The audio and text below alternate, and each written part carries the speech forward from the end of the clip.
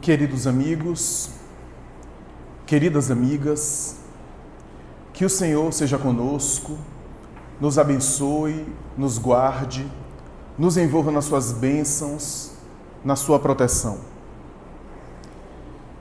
O Dr. Cal Aikland, médico norte-americano, experimentou uma situação bastante inusitada na sua prática profissional.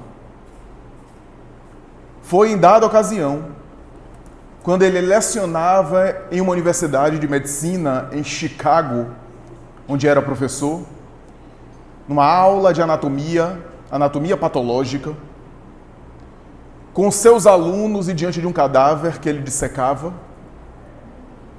após o que ele volta para a sua casa e encontra uma situação bastante heterodoxa, bastante inusitada, bastante inabitual. Sua mulher estava em um estado alterado de consciência, como se estivesse em uma espécie de surto, mas o que ela dizia lhe surpreendeu ainda mais, porque em transe ela dizia de maneira bastante acabrunhada e ao mesmo tempo alterada, um discurso que não parecia ser o discurso da sua própria personalidade. O que ela verbalizava parecia ser, a princípio, para a mentalidade de tradição materialista e de formação freudiana daquele médico psiquiatra, parecia ser um estado de conversão. A conversão é um sintoma psíquico muito comum na histeria examinada por Freud, por Charcot e pelos grandes médicos do século XIX, que na época chamavam a atenção do mundo da medicina. Histeria que possui um conjunto muito esquisito e inabitual de sintomas, pelo menos para os padrões tradicionais, e entre eles havia em alguns momentos estados anômalos, nos quais a criatura parecia assumir personalidades estranhas ao seu próprio ego, ao seu próprio psiquismo. Chamada de neurose de conversão, e mais tarde sendo apelidada por inúmeros verbetes e nomenclaturas que tinha sempre a expressão somatoforme a eles associadas, transtorno somatoforme e assim por diante. A neurose de conversão ou histeria vitimava o indivíduo com dores físicas, entre aspas, que nada tinha de físico. E percepções, alterações de fundo emocional, inclusive cegueira psicológica e paralisias psicológicas, que chamou muito a atenção do pai da psicanálise no início da formação e da criação da psicanálise. A verdade é que para Cal Aikland, diante da sua esposa, naquele estado alterado, verbalizando um conteúdo que não era um conteúdo seu, algo parecia estranho e ele começava a associar ou a um transtorno histeropata ou diagnóstico desafiante para a medicina na época do transtorno de personalidades múltiplas, que parecia assomar ao seu psiquismo e que na época era intrigante para os estudiosos.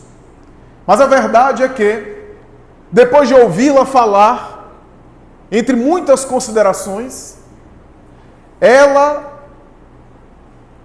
parece ter dado dados para o médico que fizeram descartar essas hipóteses. Porque, a despeito de alguma patologia, o conteúdo que ela trazia não estava desconectado com a realidade. Não era incompatível com aquilo que ele vivia e que sua esposa não poderia saber. Não era incompatível com as práticas que ele estava exercendo até agora há pouco na faculdade de medicina onde ensinava.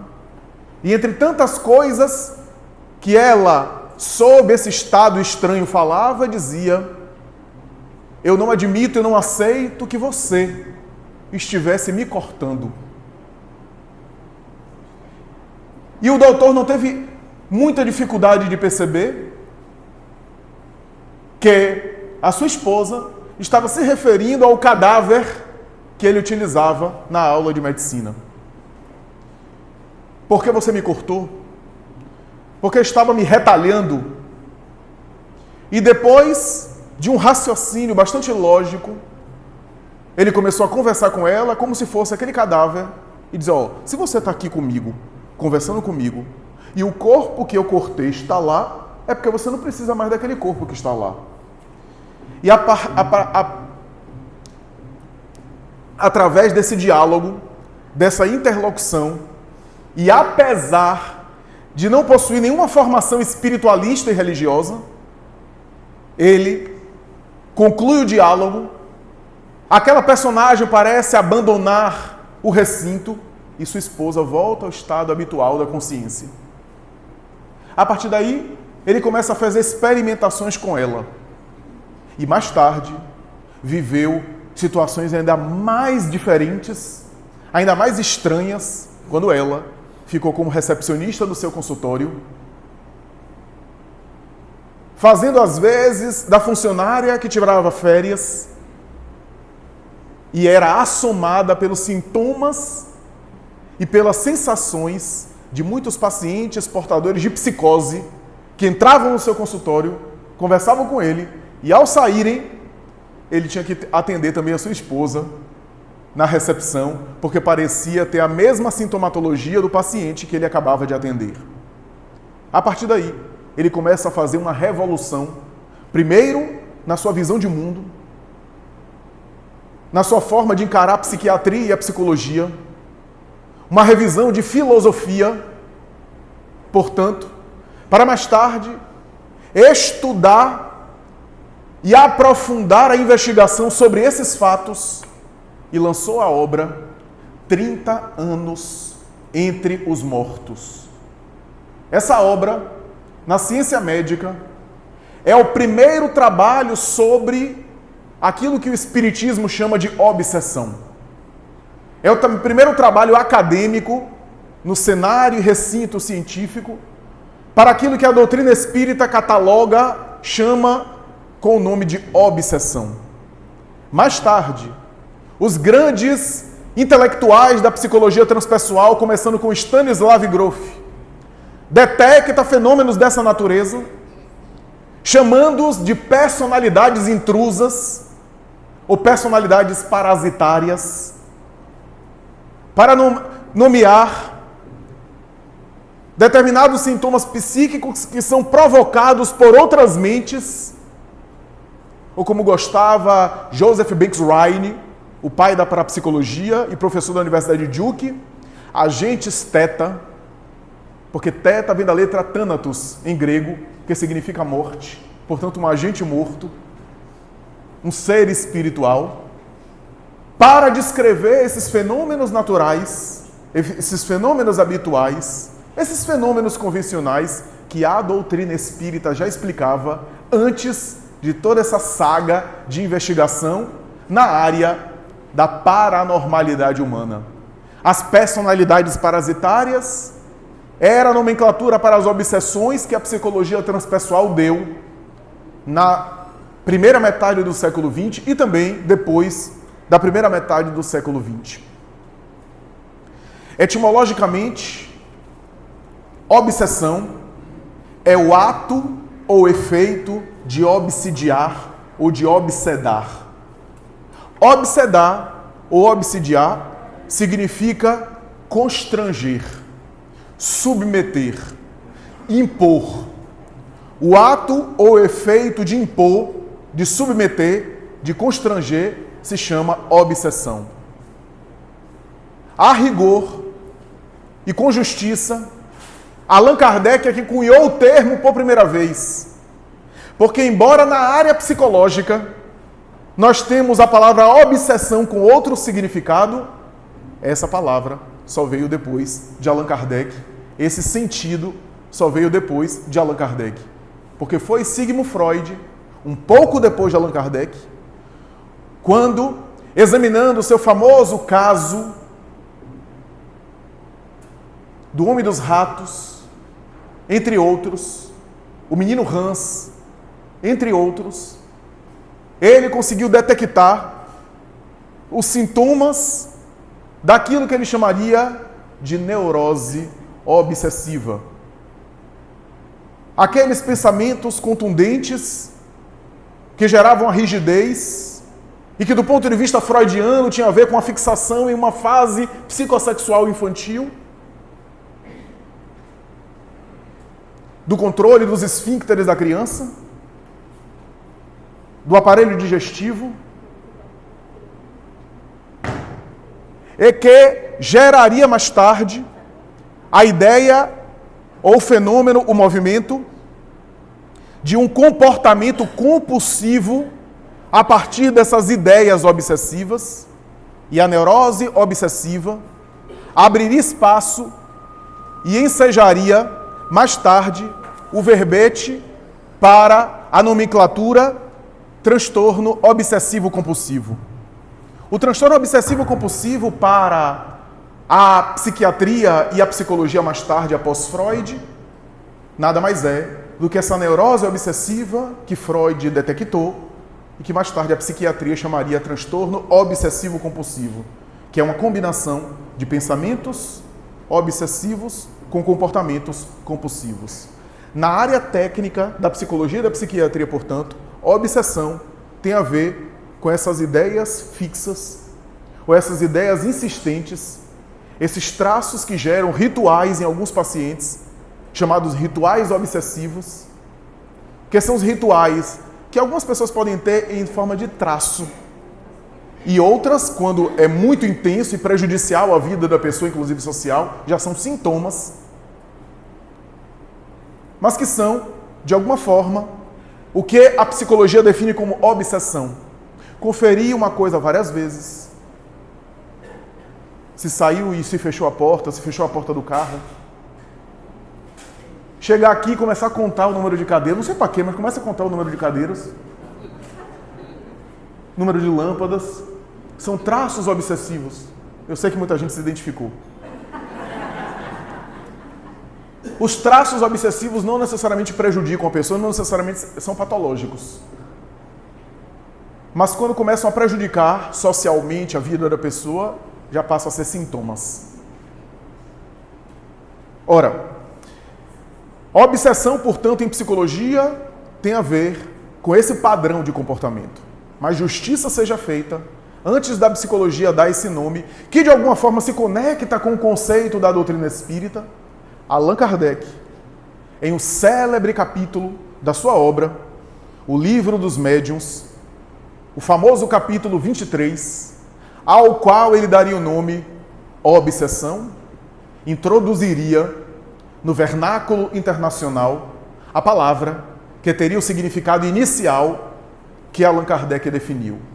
Antes do capítulo 23 do Livro dos Médiuns, Allan Kardec já havia tocado no assunto por movimentação do mundo espiritual, quando em O Livro dos Espíritos, ele aborda a interferência dos espíritos em nossas vidas, particularmente no item 459, quando ele pergunta se os espíritos interferem em nossas vidas, atos e pensamentos, e as entidades angélicas que o assessoravam responderam de maneira peremptória, cabal e sintética: a esse respeito, muito mais que imaginais. Os espíritos interferem na vida dos homens a ponto de os dirigir, de os conduzir. Allan Kardec, então, pega esse conceito e começa a desenvolver em outros itens, para chegar no tema dos possessos, dos endemoniados, quando a interferência dos espíritos não é mais uma influência, como nós influenciamos as criaturas. Todos nós influenciamos e somos influenciados. Eu aqui falando, estou exercendo alguma influência sobre aqueles que não estão dormindo. Aqueles que estão dormindo estão exercendo influência hipnológica, hipnótica, indireta. E alguns têm ainda a pachorra de me dizer certa vez, como já vi em mais de uma ocasião me dizerem: não, Flávio, é porque eu estava assistindo desdobrado espiritualmente. Eu estava dormindo e estava acompanhando espiritualmente. Se acompanhar materialmente é bom, espiritualmente é bem melhor. E eu disse para ele, deixa eu acompanhar espiritualmente na sua cama. Na hora da palestra, acompanhe materialmente mesmo. Que é uma coisa. E outros dizem assim, já me disseram isso. Sua palestra é fantástica. Eu disse, por quê? Porque você... Aí eu durmo, fica aquela coisa. Por que tem uns palestrantes que ficam assim, papapá, papapá, papapá. E aí eu vou dormindo e acordo com a mudança assim de alteração. Como você dispara de vez, é uma maravilha. Quer dizer, sonoterapia na palestra. Mas para aqueles que estão me ouvindo, que estão me escutando, eu estou, de alguma forma, exercendo alguma influência. Como qualquer conversa, qualquer diálogo, a gente influencia e é influenciado. Da mesma forma acontece com os espíritos. Os espíritos nos influenciam, como diz Allan Kardec, nos sugestionam, sugerem ideias. Agora, a nossa conduta é que vai determinar a escolha da ideia que eu vou abraçar e do tipo de conduta que eu vou deliberar. É a mesma coisa no caso dos espíritos e dos homens. Porque os homens são os espíritos. Homens aqui, homem e mulher, gênero humano, são espíritos também. Só que vestidos da roupa carnal. Ora, mas na obsessão há uma dominação, um controle, uma imposição, um domínio de uma mente sobre outra mente. Allan Kardec examina, ainda no Livro dos Espíritos, o capítulo sobre possessos endemoniados, para dizer que isso é histórico, isso está presente, mas ele abandona essa nomenclatura, porque possessão dá a ideia, primeiro, de que o espírito possui o outro. Não é bem assim, propriamente assim. Porque o corpo já está habitado pelo espírito encarnado. E aquele espírito só vai abandonar aquele corpo na hora da morte. Não dá para outro espírito possuir aquele corpo. O que acontece é um domínio por intermédio do psiquismo do espírito encarnado que manipula, inclusive, a vida física, a vida material, a vida corporal. Daí não há, diz Allan Kardec, a rigor, possessos no sentido da palavra. E endemoniado faz pressupor a existência de demônios. Ainda tem que ter criaturas que a gente olha aqui nesse mundo e diz, eu acho que tem demônios nesse mundo. Mas isso é só simbólico, viu? O marido, a esposa, o filho rebelde, que a gente chama seu demônio, isso é só figura, força de expressão.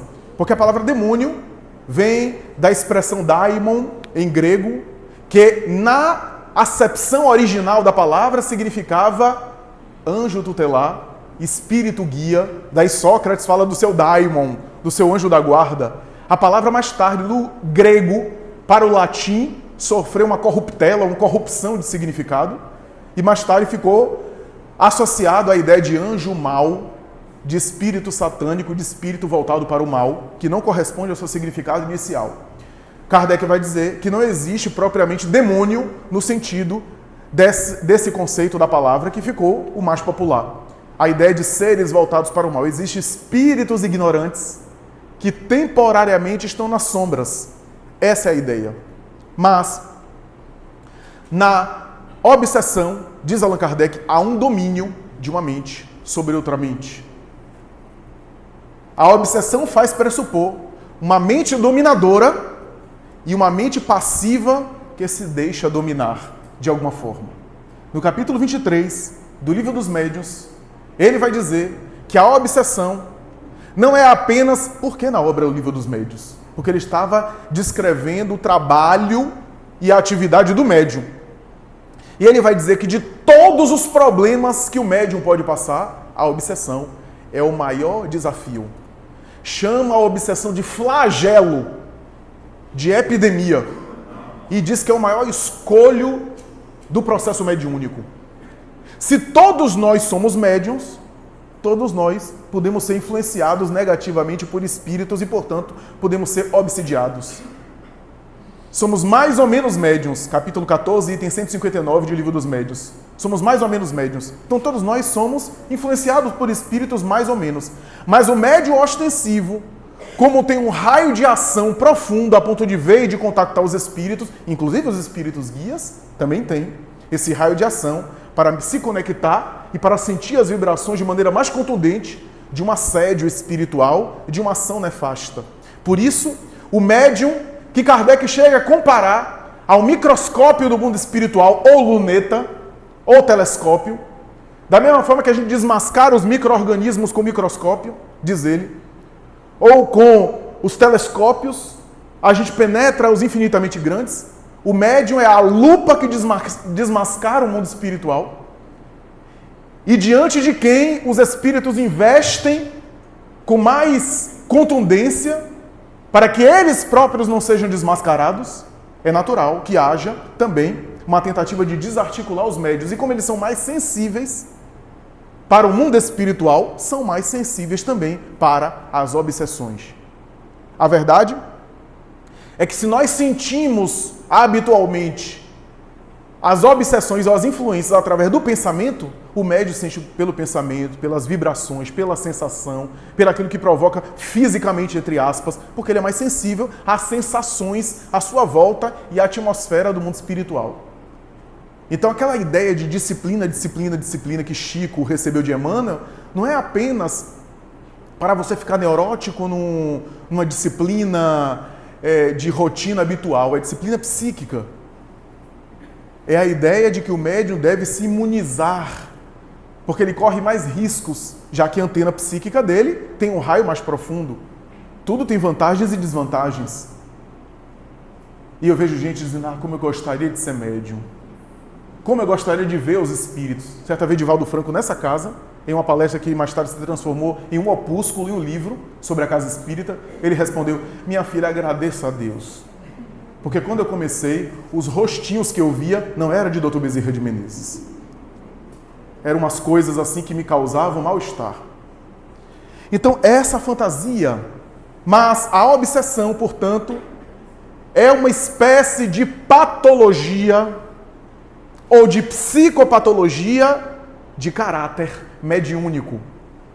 É a patologia de caráter mediúnico por excelência, que leva os médiuns a se destrambelharem, que leva os paranormais, os sensitivos a se perderem pelas confusões que a obsessão provoca, mas que leva todos nós à desarticulação de comportamento, a alterações de conduta, a mudanças abruptas na personalidade e a escolhas infelizes, guiados, sugeridos, induzidos por mentes perversas e atormentadas do mundo espiritual.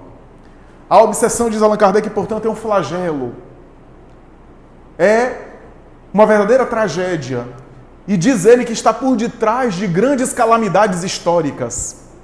Se a gente for passear pela história, a gente verá presenças de patologias variadas, de alterações de comportamento, mas também sintomas de obsessão. Se a gente olhar, por exemplo, na Casa Júlia do Império Romano, de Júlio César a Domício Nero, todos eles com tormentos, com conflitos, com perturbações sexuais, com alterações emocionais graves, mas também com sintomas claros de obsessão. O próprio Nero, que havia assassinado de maneira impiedosa a sua mãe, Agripina, dilacerando o ventre dela para saber de onde ele havia nascido, porque se achava alguém especial, daí Cesária, César. E mais tarde mata também a sua segunda esposa, Otaviana Popeia, que estava grávida, por uma suspeita e por uma paranoia injustificável. Diz a tradição que após mais tarde ele tocar fogo na casa imperial e reconstruir mais tarde com a Domus Áurea, a Casa de Ouro, a Casa Dourada, e apesar de reconstruí-la toda de ouro, que na sua loucura ele achava que estaria protegido de qualquer invasão maléfica, negativa, de qualquer natureza, ele via pela casa palaciana, passando para lá e para cá, e às vezes acordando ele em pesadelos cruéis, a presença de Agripina furiosa, a sua própria mãe e a sua esposa, ambas atormentando-lhe e prometendo-lhe vingança.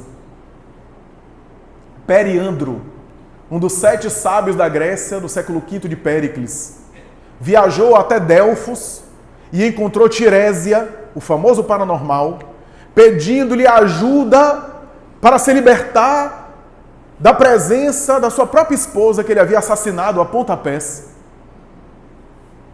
E Melissa, desencarnada, lhe atormentava a existência, a ponto de ele pedir ajuda de Tirésia, esse grande paranormal. Tibério César, que evocava os mortos no seu quarto particular, e que era vítima também de obsessões cruéis a ponto de assassinar o seu secretário apenas porque ele perturbou o próprio imperador em um momento de diálogo com os espíritos. Nabucodonosor, rei da Síria e mais tarde da Babilônia. A história diz que periodicamente ele tinha um surto e se considerava um cavalo.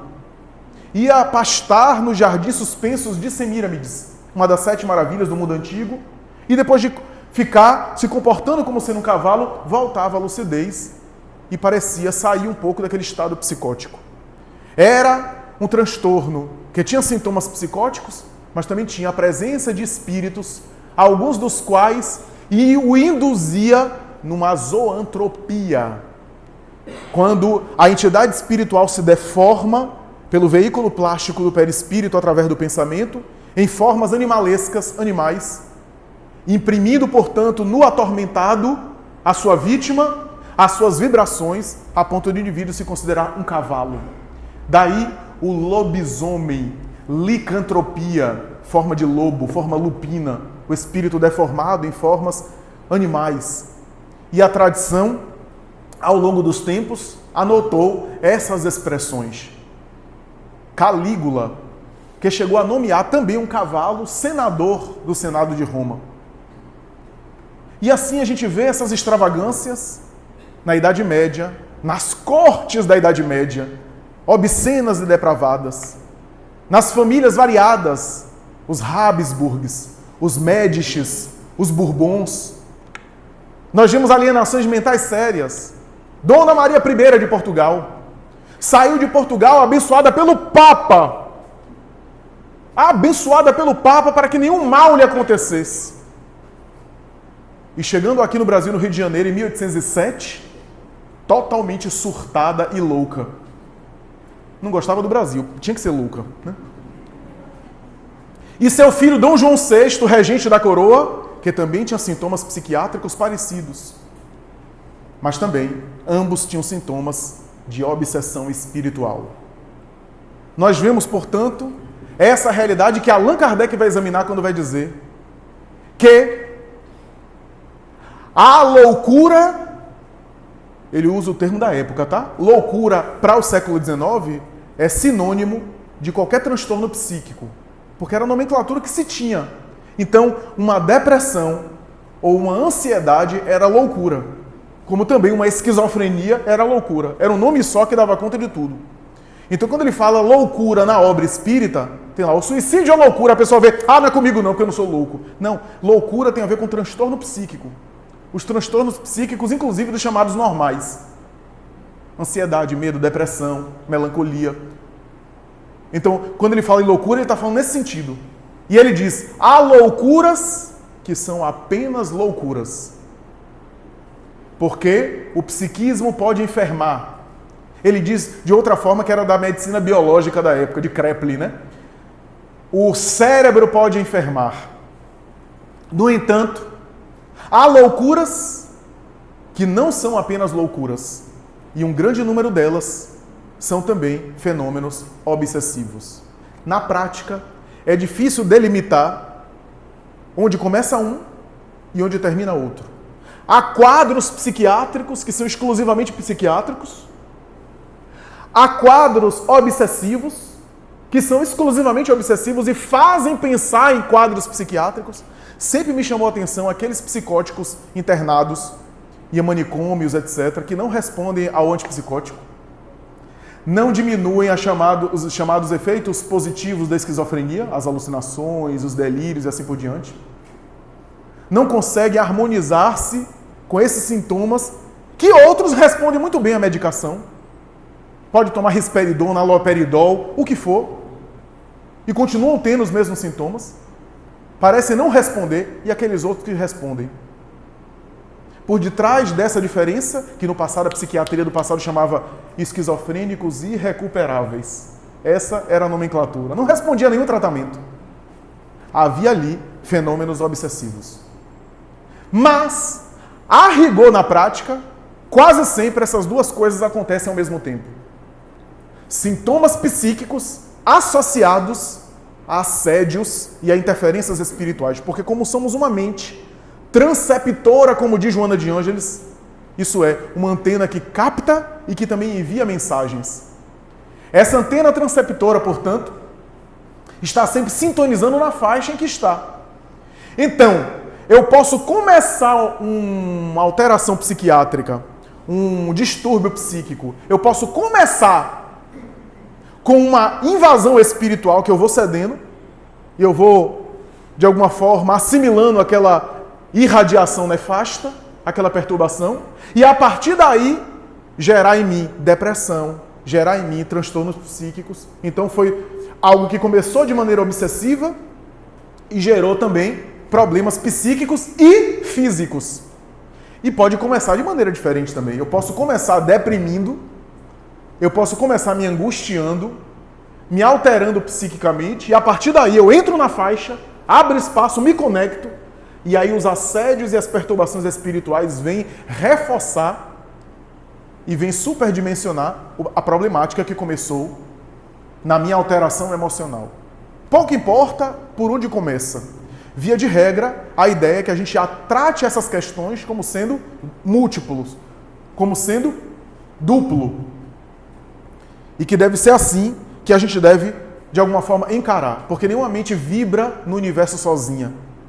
Estamos sempre sintonizando, estamos sempre vibrando. A obsessão, portanto, esteve presente inclusive na vida dos santos e heróis. São João da Cruz, de vez em quando tinha perturbação no seu claustro, no seu mosteiro. Fenômenos de movimento de objetos. Fenômeno de barulho acontecia para perturbar-lhe o sono e mais tarde, no dia seguinte, ele ia se confessar e pedia perdão aos seus colegas de monastério.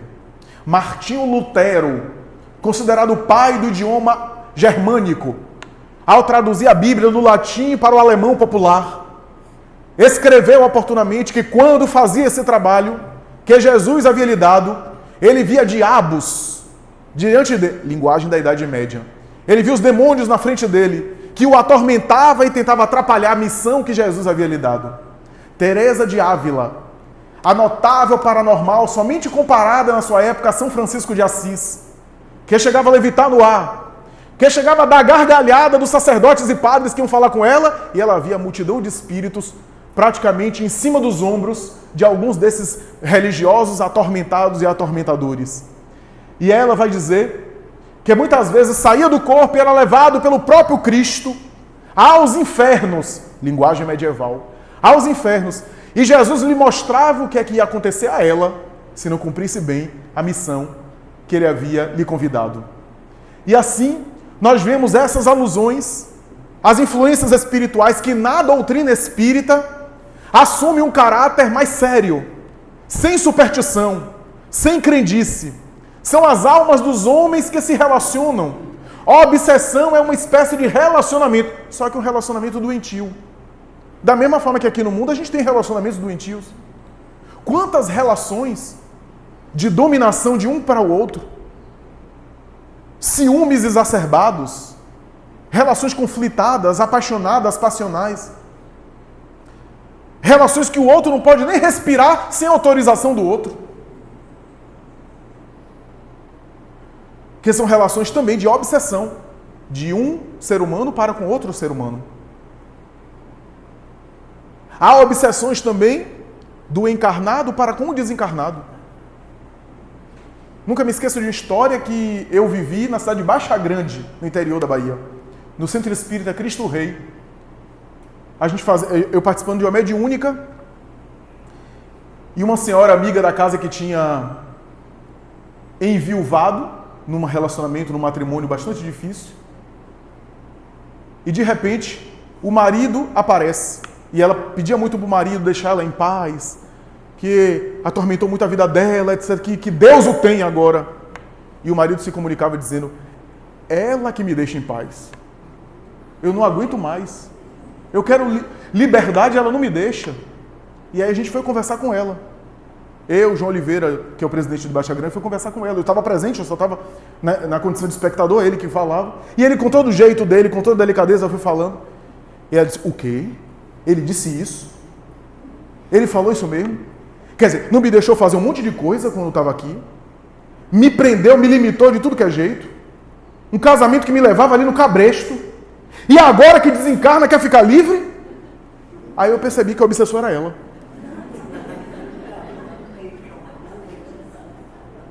Olha só. Então, nós temos isso. Mas, via de regra, quando a gente fala de obsessão, a gente fala de um desencarnado que tem uma liberdade maior, porque não tem o corpo físico, para com uma criatura encarnada. E é isso que Filomeno de Miranda, na obra Nas Fronteiras da Loucura, capítulo Análise das Obsessões, vai introduzir o conceito, esmiuçar para falar sobre as obsessões. Vai falar sobre os 3 tipos de obsessão que Allan Kardec examinou. Obsessão simples, obsessão por fascinação, obsessão por subjugação. A obsessão simples é uma interferência pelo psiquismo, é um mal-estar, é uma mudança de comportamento, é uma ideia estranha que vem à mente, é uma mudança de conduta que a gente tem, é o mau humor, a gente acorda de mau humor. Essa é uma obsessão simples. Todos nós sofremos essa interferência. Esse tipo de interferência. Quando a coisa começa a evoluir, se prolongar, aí começa a ficar diferente. Começa a haver um domínio maior. A obsessão por fascinação já é uma rigidez psicológica, onde o indivíduo já está, de alguma forma, mais cristalizado nas suas ideias egóicas. Se é médium, se considera o máximo missionário, o apóstolo de Deus na Terra, cheio de manias. Eu já vi médiums com obsessão por fascinação, que é o segundo, porque o espírito fascinador é mais inteligente, é mais astuto. Eu já vi médiuns querer psicografar na parede ou na mesa. Já contei aqui, certa vez eu viajei, e a criatura que estava me levando, diz ele que era médium, devia ser mesmo, de repente sentiu um mal-estar, disse, peraí, ó meu arrepio. Aí botava o carro no acostamento, na estrada. Peraí que eu preciso receber o espírito. Meu guia, eles escutam, esses seus guias estão muito indisciplinados. Fala para os seus guias que agora, na hora do trânsito, que negócio é esse? Fascinado. E a fascinação gera uma espécie de fixação ideológica que não tem como você convencer o outro, porque é dominado pelo orgulho, e normalmente a pessoa se acha melhor, se acha acima dos outros, o dono da verdade, e qualquer pessoa que queira convencê-la do contrário está querendo atrapalhar a missão dela, que é especial. É muito difícil convencê-la do contrário, porque ela não está aberta ao diálogo. E por fim, a obsessão por subjugação, que é aquelas que são confundidas com loucura, quando há um domínio físico e ou moral. Allan Kardec conheceu um caso em Paris, de um sujeito que ficava numa praça em Paris. Uma mulher passava, ele se ajoelhava e pedia em casamento. Cuidado, viu, mulheres? Não era um galanteador, era um obsidiado. E Allan Kardec ficou tão curioso com aquilo que botou o nome do sujeito para a oração, para as orações. E na Sociedade Espírita de Paris, quando ele orava em um dia, o espírito ligado ao problema foi levado. E chegou enraivecido. O que é que vocês querem me tirando de lá? Ele é minha vítima. Você não conhece ele, eu vou levá-lo à morte, vou levá-lo à desagregação. Eu pego ele pelos ombros e faço ele abaixar, pedir a moça em casamento e depois ele se dá conta que ele está numa situação ridícula. Eu quero levá-lo ao ridículo para que ele se suicide. E quando ele se suicidar, ele vai ser meu aqui. Essa era a estratégia do obsessor.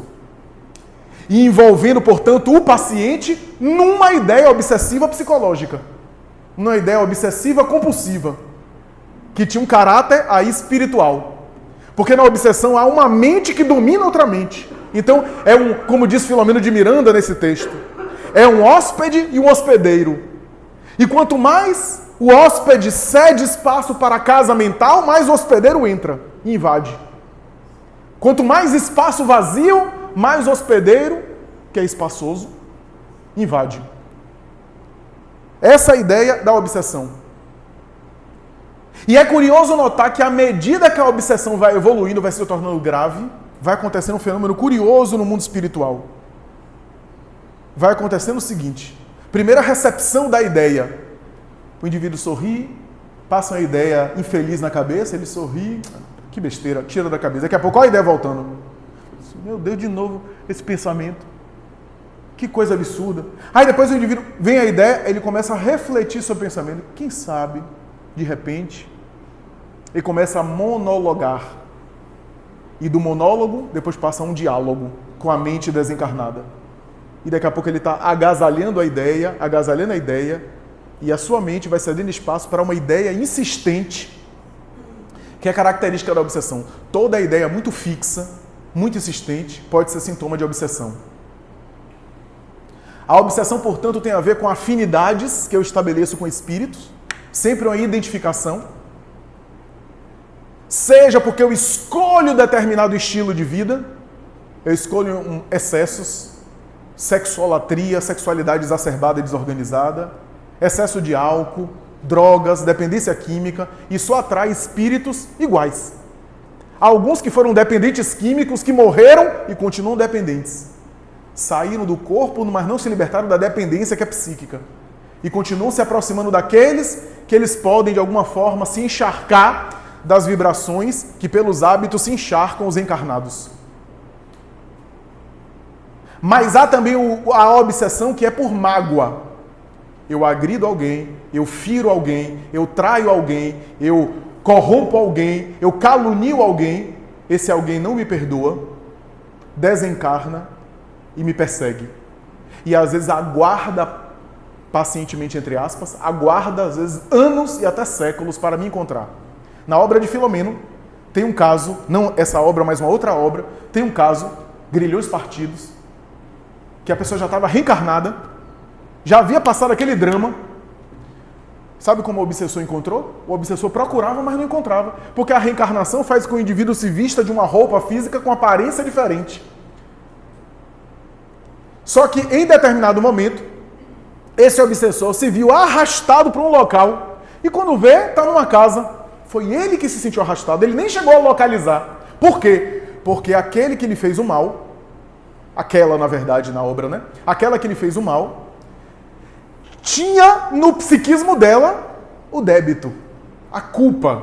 Como diz no ditado popular, aonde está o devedor, aí está o seu credor.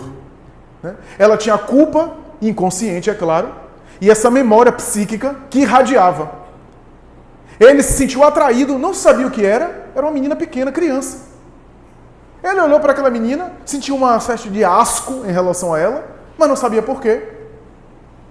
E aí ela foi dormir. Quando ela dormiu, que ela saiu do corpo, ele reconheceu quem era. Ah, é você que está aí fantasiada no corpo de uma criança? E aí começa os pesadelos infantis, que o cérebro da criança decodifica como se tivesse um bicho peludo, um animal feroz correndo atrás, e quando vai pegar, acorda. É, na verdade, o obsessor atrás da vítima. E aí passa a ter insônias, porque o obsessor fica do lado. Vá, sai do corpo que eu te pego. E aí passa os processos, às vezes, dramáticos, em função dessa natureza. Alguns que têm sintomas físicos. Chico Xavier dizia que, às vezes, tinha doenças fantasmas, que Joana chama de enfermidades simulacros, que são essas sensações físicas, que nada tem de... Ele ia no médico, fazia os exames, etc. Não tinha nada, mas sentia fisicamente. Que era, na verdade, tentativas de perturbar ele e a tarefa dele, de espíritos que despejavam determinadas emissões nele e que às vezes ele sentia. Então, nós temos isso, mas o fenômeno curioso da obsessão que evolui é o seguinte: enquanto o encarnado vai se desvitalizando, olha bem, o encarnado vai se desvitalizando ao longo da obsessão. O desencarnado obsessor vai se humanizando. Quem leu Trilhas da Libertação e nos painéis, principalmente nos painéis da obsessão, o caso de Argos, vai lembrar. Uma obsessão cruel, contundente, que foi depauperando, a imunidade do paciente baixou, ele contraiu tuberculose, a tuberculose que ele contraiu tinha raiz na obsessão inicial, que foi depauperando ele, e quanto mais o encarnado ia se desvitalizando, aspas, desencarnando, mais ele ficava com o pé no mundo espiritual, mais o encarnado se reencarnava. Porque estava ali assimilando os fluidos da matéria. os fluidos da sensação material do corpo, que deixam o encarnado infeliz, feliz por isso. Feliz aspas. Essa situação, portanto, é uma situação bastante curiosa no intercâmbio mental das obsessões. No livro Nas Fronteiras da Loucura, Filomeno de Miranda faz uma análise das obsessões para depois entrar nos capítulos seguintes, examinando os quadros de transtorno psíquico, no caso de Nas Fronteiras da Loucura, que ocorreram no Rio de Janeiro, em um período como esse de carnaval do Rio de Janeiro, década de 70, não era o carnaval de hoje, era a década de 70. E as perturbações infelizes que ocorriam do lado de lá. A atmosfera espiritual, a preocupação dos guias espirituais. Não é uma obra contra o carnaval. Muita gente que só leu a capa do livro acha que Filomeno de Miranda está fazendo uma obra contra o carnaval. Não é contra o carnaval. O problema não é o carnaval. O problema é que a gente faz do carnaval, que o carnaval se tornou. Como em qualquer situação. O problema do carnaval, como ele diz na obra, é igual ao do trânsito. Você pode dirigir bem, mas você não tem controle sobre quem está no seu fundo, que pode bater no seu fundo. No carnaval é a mesma coisa, você entra numa atmosfera. Da mesma forma que você entra numa casa como essa, e você sente a atmosfera do bem, por quê? Porque há anos as pessoas trabalhando no bem, com limitações de toda sorte, mas trabalhando no bem, vão construindo uma psicosfera. E quando a gente entra aqui, tem o bem-estar, que é a psicosfera que os espíritos mantêm por colaboração dos encarnados que trabalham aqui há anos.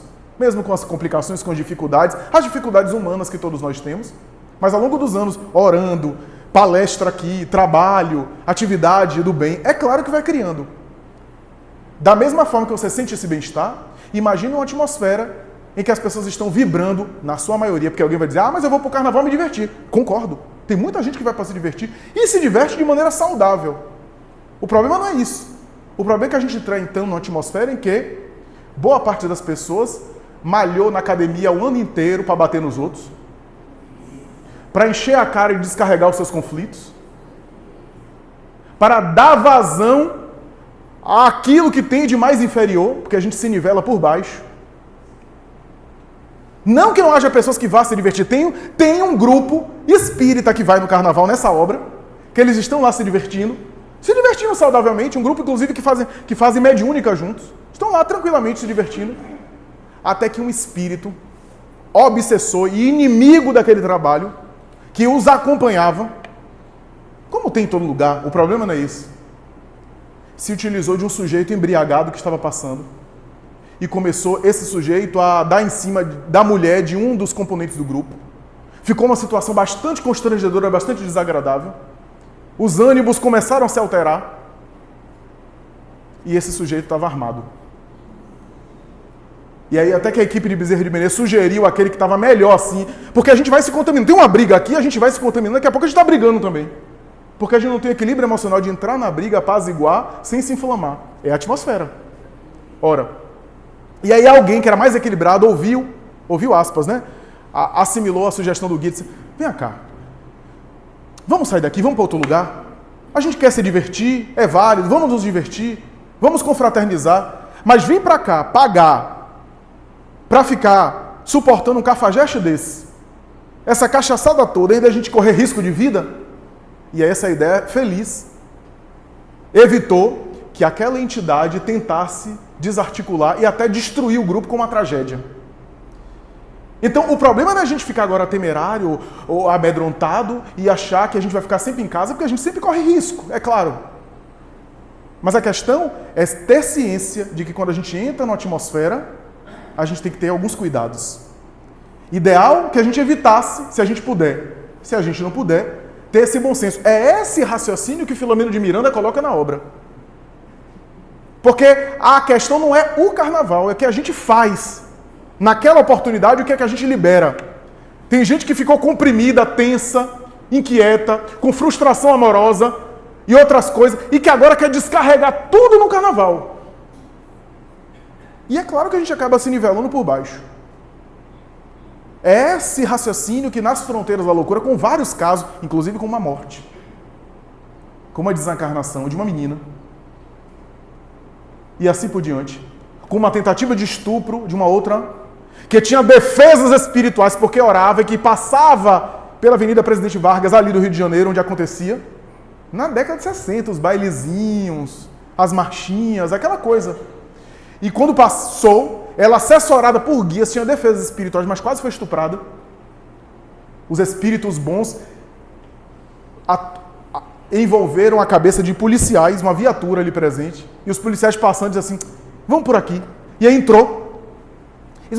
Aí o colega disse, mas por aqui é mais longo o caminho. Ah, sei lá, me deu na cabeça, vamos fazer esse trajeto dessa vez.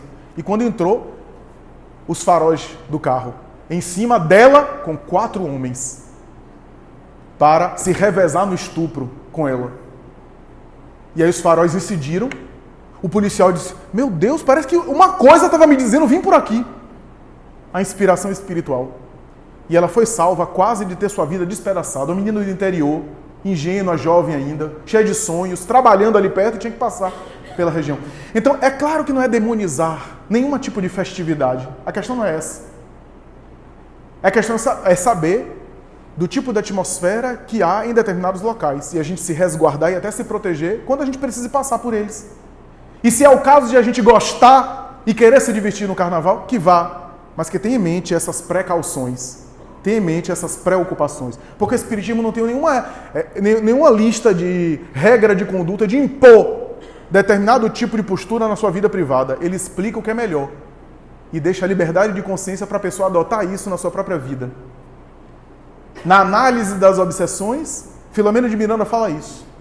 Da glutoneria, a compulsão por comida, que às vezes tem fator obsessivo, para desagregar a saúde. Eu acho que hoje tem gente que morre mais de excesso do que de falta de comida.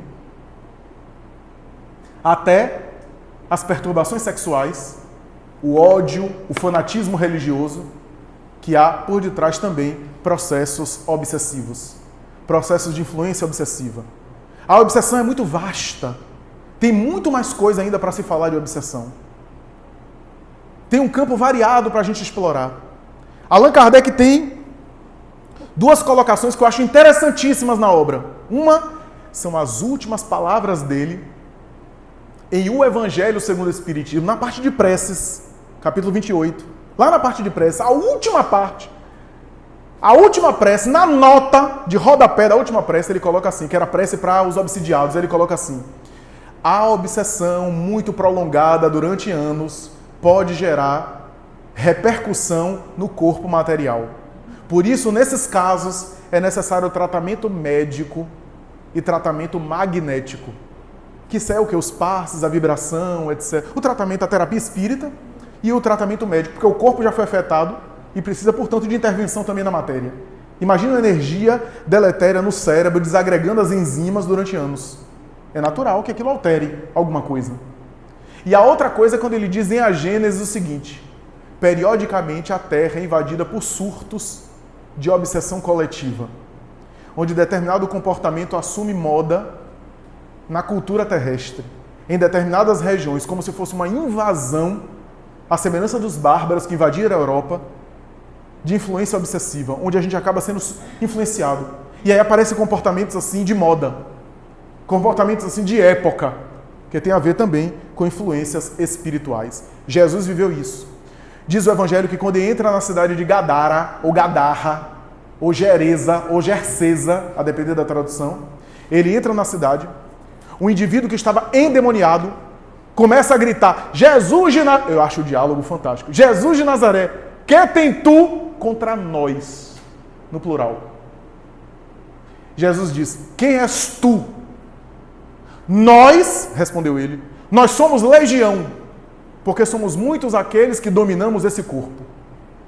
Legião, em nome do meu Pai, sai dele. Não nos mande às hienas infernais. Deixa-nos, pelo menos, habitar esses porcos que aí passam. Legião, eu te ordeno, em nome de meu Pai, sai dele. E diz o Evangelho que os espíritos, os demônios, saíram, que uma manada de porcos que passavam, tombaram sobre o precipício e morreram, e que o jovem recobrou a lucidez psiquiátrica. Amélia Rodrigues Espírito, por Divaldo Franco, vai descrever os bastidores desse acontecimento que os evangelhos não anotaram. Jesus se aproxima do jovem, ele recupera a lucidez mental. A carne de porco era uma carne considerada um tabu na tradição judaica. E o sinal de que os porcos caíram é um sinal de mau agouro, os porcos morreram. Era um sinal de mau agouro para a cultura, a superstição da época.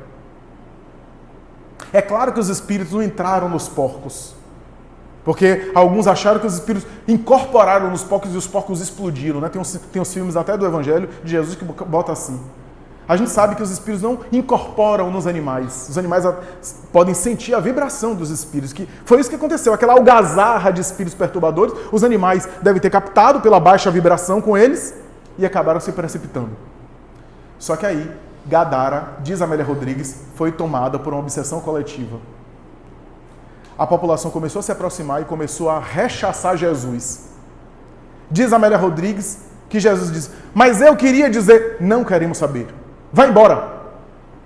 Mas eu vim aqui, eu viajei até essa cidade para poder dizer a vocês, não queremos saber de nada. Não queremos notícia, vai embora. E alguém mais audacioso pegou uma pedra e rumou a pedra. Só que a pedra foi bater justamente na cabeça de Simão Pedro. Que é que nem nós. Simão Pedro tomou a pedrada, olhou e disse: Senhor, pede a Deus que desça com raio celeste e que fulmine todo mundo aí. Bem humano que nem nós. Ele ainda tenta uma outra vez. E as pessoas rechaçando. Diz Amélia Rodrigues que estava dominado por uma obsessão coletiva. Ele dá meia volta e vai. E aí Amélia Rodrigues diz que quando eles estão já lá longe, no mar, no oceano, no horizonte, nos muros da cidade, a população começa a se aproximar, porque aquela confusão, cidade pequena, começa a se aproximar, começa a olhar os 3 barcos, né? Jesus e os 12 apóstolos. E a Amélia Rodrigues poeticamente vai dizer, parece 3 pontos de uma reticências, de uma história que não foi contada. Gadara trocou Jesus pelos porcos, disse ela. E aí, naquele momento, alguém perguntou, mas o que é que eles vieram fazer aqui? Aí alguém disse, não sabemos. Sim, mas o que é que ele falou? Não sabemos. A gente não deixou ele falar. Não, mas ele colocou alguma coisa? O que foi que ele disse para... Não sabemos. Não ouvimos eles. Essa mesma obsessão coletiva que fez com que aquelas pessoas gritassem contra ele e escolhessem Barrabás e encaminhasse ele à crucificação.